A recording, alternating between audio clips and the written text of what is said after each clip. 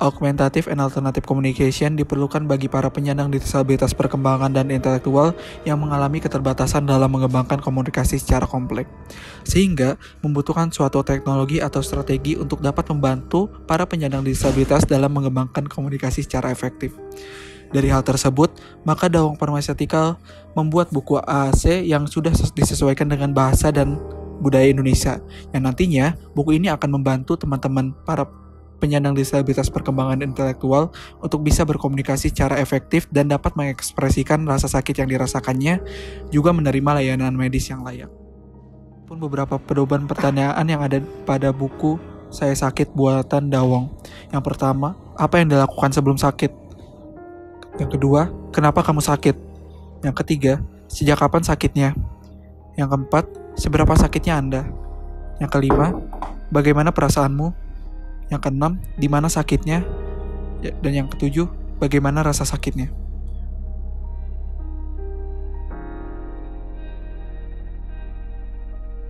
Terima kasih Pak buat waktunya teman-teman. Kita lagi di Yayasan YPLB Nusantara di daerah Depok. Saya dengan Bapak Sujono. Sujono gitu. Iya. Bapak perkenalkan di YPLB Nusantara. Iya, saya Sujono, lembaga Yayasan Pendidikan Luar Biasa Nusantara, mendidik khususnya anak-anak disabilitas, ya, mereka yang tunanetra, tunarungu-bicara, tunagrahita, tunadaksa, autis, hiperaktif, dan Down syndrome, usia dini, usia lanjut. Didirikan tahun 1989, tepatnya sih 2 Oktober ya, 2 Oktober 1989. Pada tahap awal dalam isian buku buatan Dawang ini, ialah melakukan identifikasi seberapa keras sakit yang dirasakan oleh penyandang disabilitas tersebut dan mulai kapan rasa sakit itu terasa. Yang kedua, itu merupakan tahap simptom atau gejala. Pada tahap ini dilakukan identifikasi gejala letak dan bagaimana rasa sakit yang dirasakan oleh penyandang disabilitas tersebut. Contohnya, jika para pasien tersebut merasakan rasa sakit pada bagian telinga, maka pasien akan menunjuk bagian telinga tersebut sebagai salah satu bentuk identifikasi rasa sakitnya. Identifikasi penyebab atau identifikasi cause pada buku Dawang ini akan ditanyakan beberapa hal seperti kenapa kamu sakit, apa ada riwayat alergi, apa yang kamu lakukan sebelum sakit.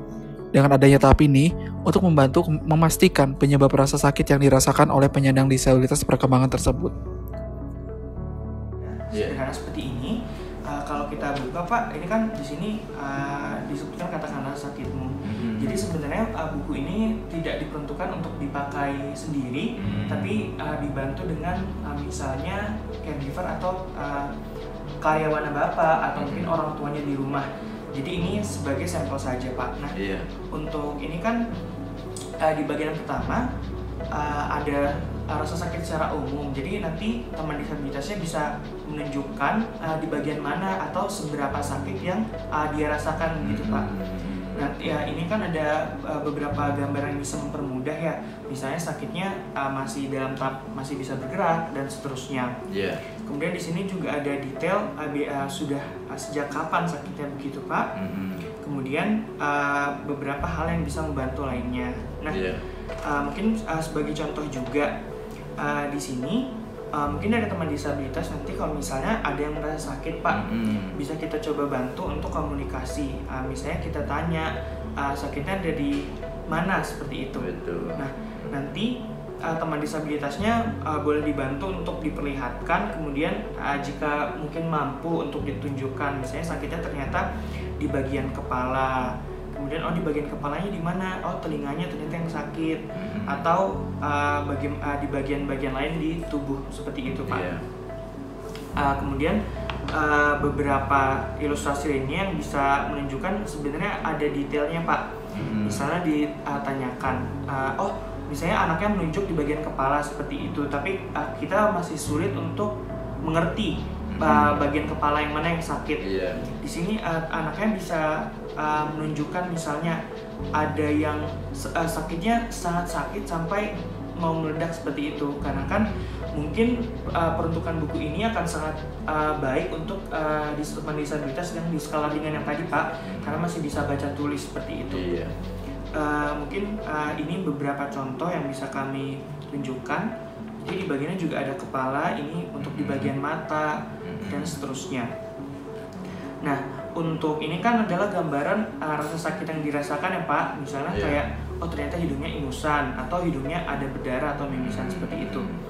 Di halaman belakang ini ada bagian untuk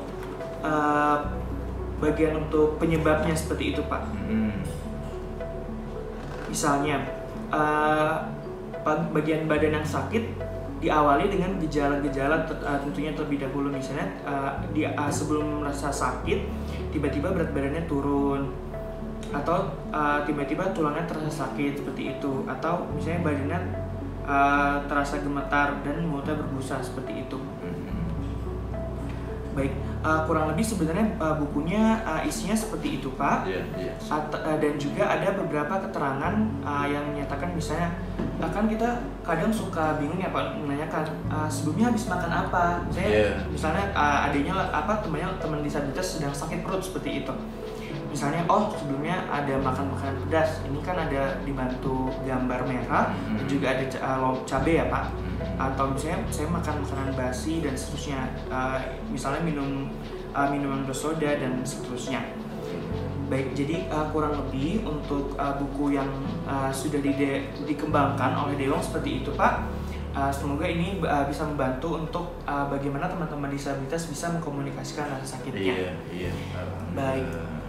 Di sini juga sebenarnya kami menitipkan satu buku panduan, karena untuk yang kita lakukan ini sebenarnya dalam satu kampanye besar yang kita sebut dengan Say Pain atau ungkapan rasa sakitnya seperti itu.